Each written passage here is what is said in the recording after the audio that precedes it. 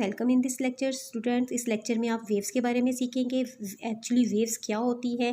Waves disturbance in the medium.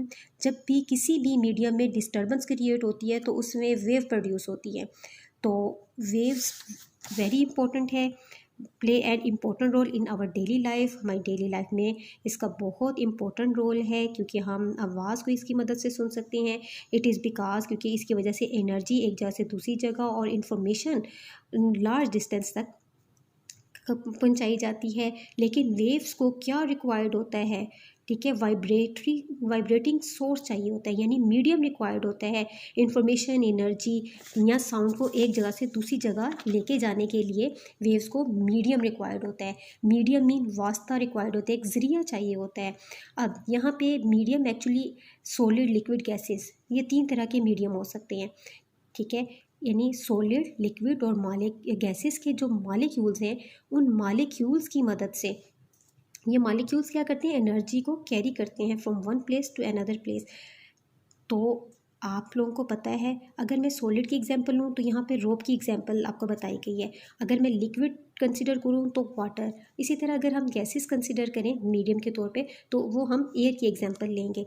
और तीनों के मॉलिक्यूल का स्ट्रक्चर आप लोगों को आता है। सॉलिड में मॉलिक्यूल बहुत पास पास होते हैं, जबकि लिक्विड में सॉलिड की निस्बत थोड़ी दूर होते हैं और गैसेस में ये काफ़ी दूर दूर होते हैं।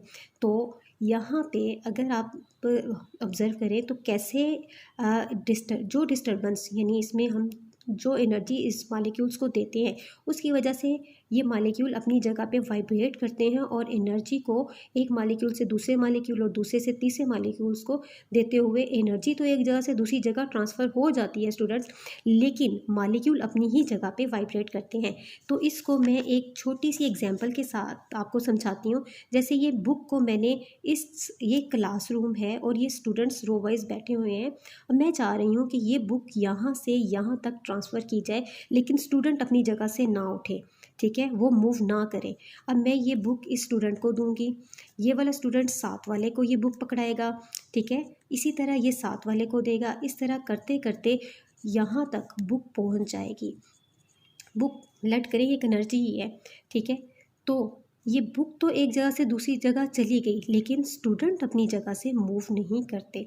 तो बिल्कुल इसी तरह ये मॉलिक्यूल खुद अपनी जगह पे तो वाइब्रेट करते हैं अप एंड डाउन या लेफ़्ट टू राइट, ठीक है। ये डिपेंड करता है कि किस तरह की वेव्स हैं, वो हम अभी टाइप्स ऑफ वेव्स में पढ़ेंगे।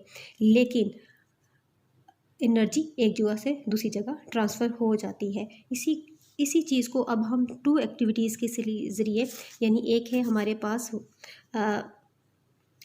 Wave water in the tub, ये एक एक्टिविटी है, दूसरी हमारे पास रोप की है। इन 2 एक्टिविटीज़ की मदद से हम इसको मज़ीद अच्छी तरह अंडरस्टैंड करते हैं। हम वेव्स की प्रैक्टिकली एग्जांपल देखते हैं, ठीक है। यहाँ पे एक रॉड को एक साइड पे फिक्स कर दिया गया है, जबकि दूसरी साइड पे हमने अपने हाथ में पकड़ा है और इसको क्या एनर्जी या जर्क प्रोवाइड कर रहे हैं, जो कि वेव की जगह से, वेव की फॉर्म में एक जगह से दूसरी जगह जाएगा। और इस पे एक पॉइंट पी है जो कि अपनी ही जगह पे अप एंड डाउन मूव करता है, अपनी जगह छोड़ के आगे नहीं जाता। जिससे ये प्रूव होता है कि पार्टिकल अपनी ही जगह पे अप एंड डाउन मूव करते हैं और एनर्जी एक जगह से दूसरी जगह ट्रांसफ़र होती है। अब हम वाटर इन द टब की एग्जांपल ये कंसीडर करते हैं और पेंसिल की मदद से अप एंड डाउन इसमें मूवमेंट देते हैं, जिसकी वजह से आपने देखा कुछ दूर रखे हुए काक में क्या है, वो भी अप एंड डाउन मूव करना शुरू हो रहा है, जो कि ये प्रूव कर रहा है कि उसको एनर्जी मिली है। यानी एनर्जी तो एक जगह से दूसरी जगह ट्रांसफ़र हुई है, लेकिन वाटर के मॉलिक्यूल्स अपनी ही जगह पे अप एंड डाउन मूव कर रहे हैं। हमने एक्टिविटीज़ देखी। अब हम वेव की प्रॉपर डेफिनेशन पढ़ते हैं। A wave is a disturbance in a medium in the medium which causes the particle of the medium to undergo vibratory motion about their mean position in equal interval of time.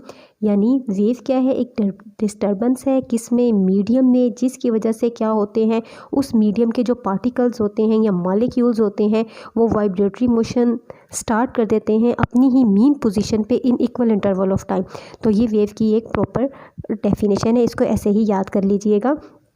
अब wave की definition भी आपने कर ली, इसकी activities भी कर ली। अब हमने देखनी है टाइप्स ऑफ वेव्स। तो कितनी तरह की वेव्स की टाइप्स।